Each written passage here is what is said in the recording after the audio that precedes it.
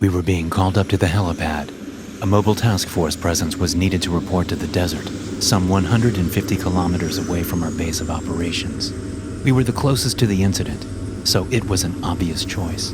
Apparently, there was a rail transport that ran into some trouble in the middle of the night, jumped the tracks, and is now unable to move. They wouldn't tell us what they were carrying. Our only instructions were to contain the scene until secondary containment could be arranged in the morning.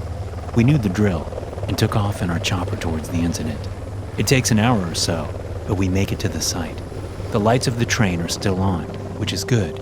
It means that power must still be on and that containment might not be compromised. The thing about being in a mobile task force is that if you are not told what you are dealing with, then it's the worst possible thing. Everyone was on edge because we weren't given any information. We land on the ground. Dust is kicked up and obscures our vision of the transport. I signal for my team to approach the floodlights we can still make out. We are a mixed bag of professionals. Most of us are hired ex-military, but we have a few specialists on our team. Those that get selected give me some kind of indication of what we are up against. We have a containment specialist, so I know that whatever this thing is, it's going to likely have very elaborate containment procedures. We also have a field medic, so I know this thing must be very deadly. We make our approach as our helicopter takes off, kicking up more dust, but we are close enough to the lights. The containment specialist takes the lead and makes for the front of the train. We cover him as he walks up the steps and locates the system's control unit. I tell the others to keep watch as I join her inside to get an update on what we are dealing with. "What's our status, Garcia?" She feverishly types on the keypad, bringing up schematics of the entire containment system. "Power looks good. Systems are all intact. Defenses are even online, but there's nobody left on the train. All the staff have disappeared," she says flatly. "And look, I can backtrack the last known route. It looks like the transport jumped the track here. Looks like they were going too fast. My guess is they were trying to hurry and get to where they needed to go, but the rails couldn't handle the load. This containment system is massive. I don't know who approved this, but they definitely didn't take weight into consideration." "That's all well and good, but give me something I can fucking use. What is it, and how long before secondary containment arrives?" I bark back. I don't have a special love of engineers. I'm here to work and not get killed. Details can be sorted later in a briefing room. Garcia nods back, ignoring my indignant tone. "ETA is 2 hours. As to the entity, it's all classified. I don't have that clearance. You're in the dark." Then she peels her eyes off the computer screen to look at me directly. "Expect the worst." I press my earpiece and mic closer and key it up. "All right, team, listen. Secondary containment is inbound in 2 hours. I want a perimeter of the transport. I want confirmation of any staff, dead or alive. A-team starts on the left side. B-team takes the right. I'll hop up top and we'll meet at the end. Move." I can already hear my team hustling in the dry sand outside as they take positions and start a perimeter check. I look back at Garcia, but she speaks before I have a chance to. "I'll monitor the systems here and keep you informed." I nod and take an access ladder to the top. Once there, I have a bird's eye view of the landscape and the rail transport. It's not a huge cargo train like one would expect, just a few cars. An engine, a power generator, the containment hold, and finally, a security bunker at the end. If anyone is left alive, they could hold out there. I start making my way across the transport. The hum of the generators beneath my feet are comforting. This means that they still work.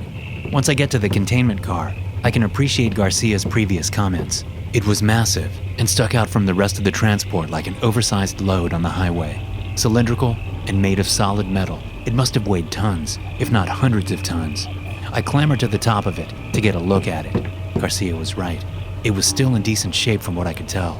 A little superficial rust, but otherwise fine. My ear radio keys up. It's Garcia. "I found something else," she says. "What is it?" I reply back as I look at both of my teams below walking along either side of the transport. Garcia continues. "Right before they jumped the track, brake system number 7 and 8 lost signal." "So?" I replied. "Brake system number 7 and 8 are located directly under the containment vessel. Are there signs of damage?" I look over the edge towards the A-team and whistle at them. "I need the status of what is under the containment." All 4 of them nod and point their flashlights under the containment vessel. After a moment of looking, they holler back up at me. "It's all gone. It is all corroded underneath. The wheels are gone too." I nod and signal for them to continue. Keying up the earpiece again, I relay the message to Garcia. "Listen, A-team says the undercarriage of the vessel is in bad shape. Wheels have rusted off." There's a pause. Then she responds back with a more frantic tone. "Pull your team back. This is out of our league. We should regroup now." I was a bit shocked at her change in attitude, but I pressed her further. Listen, if you know something, then you should... I was interrupted by alarms on the transport. All the lights switch on and light up the desert. Garcia is nearly screaming in my earpiece. Breach! Breach! Breach! Gunshots ring out. I look over to the other side and see B-Team shooting at something from under the vessel. It's some kind of blackness oozing out from under the transport. Not even the light helps to identify the oily substance. Get out of there! I yelled from above, but it was too late. Rust alongside the vessel starts to creep up the sides, and it knocks out the lighting. I can't see the team very well, but there is something else among them. Another person. A man covered in black. I can only see the shine of his eyes and a row of crooked teeth bent up into a smile. The team panics as one by one they are pulled into the black sand, each shout echoing into the dark desert. And then, they were all gone. B-Team was already rushing around to engage. Hold position! A-Team is gone! Regroup at the front! I yell at them. They heard me and pivot towards the front in double time. I do the same. The genie is out of the bottle now. Hustling back to the power generators, I make it to the front, where B-Team is there waiting for orders. I bark at them to keep their heads in the game. It's a humanoid! Call it out if you see it! I then went back into the system's control room with Garcia. Did you see it? A dark smiling man? She asks me immediately. I nod. Fuck! She unplugs her laptop and starts packing her equipment. We have to get out of here. What is it? What came out of containment? I ask. I could tell something has really spooked her. I know Garcia. She's not the type to lose her cool. She doesn't answer. Garcia, I lost 4 people. Tell me what we are fighting. The power drops out suddenly. It goes completely dark and silent. She replies, quietly shaking. I leave her in the room as I poke my head out to look at the generators. They're rusted over with corrosion and seized up completely. What the hell? I say to myself. What can cause metal to age that quickly? The entire transport was in an increasing state of decrepitude. Pretty soon, it won't even be able to move, and the inbound secondary containment team is still a ways off. My thoughts are interrupted by gunfire as A-Team calls something out. 9 o'clock! I see something approaching. It was there, and then it was gone. But it was a smiling man with black polished eyes covered in dark rotted skin. The gun seemed to make him dissipate into a shadow. I don't know if it actually has an effect or if we are being toyed with. Suddenly, someone is dragged under the train by their ankles. Panic ensues as the team backs off in all directions. One by one, they get picked off in rapid succession. I try to bring up my gun to shoot it, but it's too fast in the dark. I watch my team members be pulled one by one away from me. Then a hand falls on my shoulder. I whip around and unload a clip. I didn't even wait, just turn and trigger pull. 15 rounds later, the gun clicks hard and is silent. Smoke creeps out the barrel as my eyes readjust to darkness. What I just laid waste to starts to become clear. There is no black, just red blood. Garcia lays back with holes in her head and chest. Oh God, I killed her. Why did she sneak up on me like that?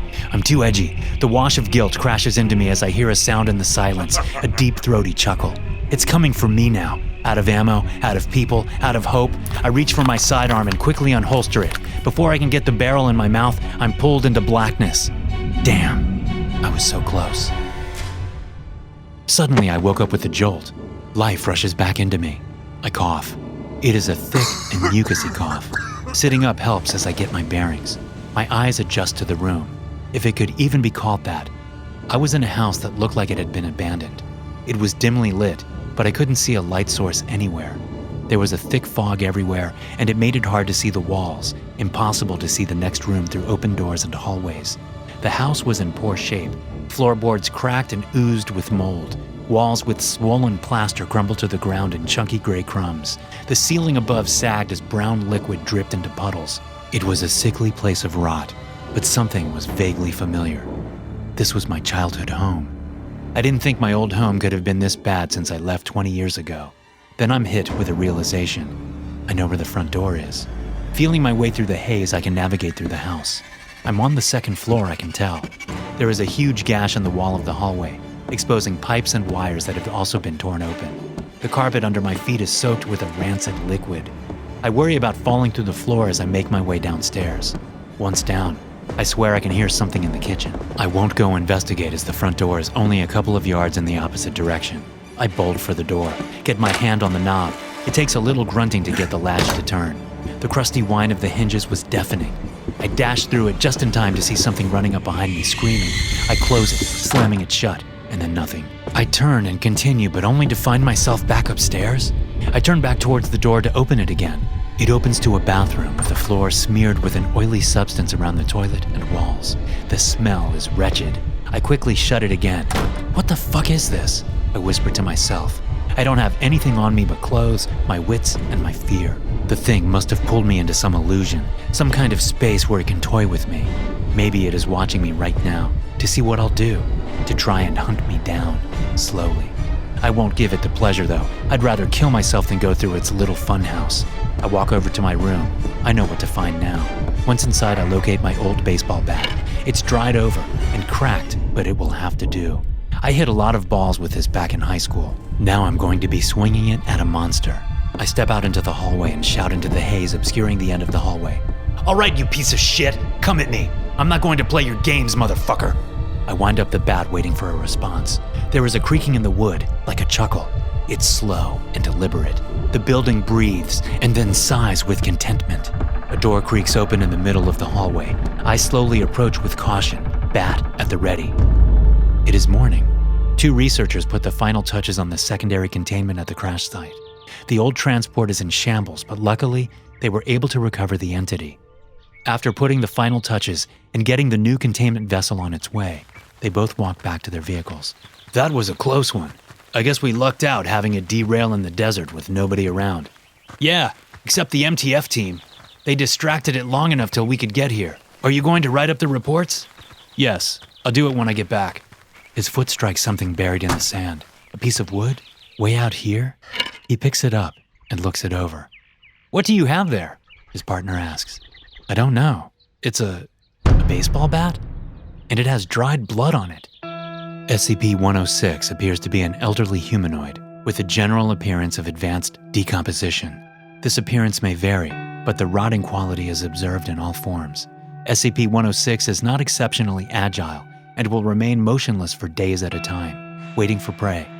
SCP-106 is also capable of scaling any vertical surface and can remain suspended upside down indefinitely. When attacking, SCP-106 will attempt to incapacitate prey by damaging major organs, muscle groups, or tendons, then pull disabled prey into its pocket dimension. SCP-106 appears to prefer human prey items in the 10 to 25 years of age bracket. SCP-106 causes a corrosion effect in all solid matter it touches, engaging a physical breakdown in materials several seconds after contact. This is observed as rusting, rotting, and cracking of materials, and the creation of a black, mucus-like substance similar to the material coating of SCP-106. This effect is particularly detrimental to living tissues and is assumed to be a pre-digestion action. Corrosion continues for 6 hours after contact, after which the effect appears to burn out. SCP-106 is capable of passing through solid matter, leaving behind a large patch of its corrosive mucus. SCP-106 is able to vanish inside solid matter, entering what is assumed to be a form of pocket dimension. SCP-106 is then able to exit this dimension from any point connected to the initial entry point. It is unknown if this is the point of origin for SCP-106 or a simple lair created by SCP-106. Limited observation of this pocket dimension has shown it to be composed mostly of halls and rooms. This activity can continue for days, with some subjected individuals being released for the express purpose of hunting and recapture. Hey guys, thanks for listening. Be sure to subscribe to the podcast for more SCP stories like this one. You can also check out some more episodes from the SCP Experience podcast here. I'll see you in the next one.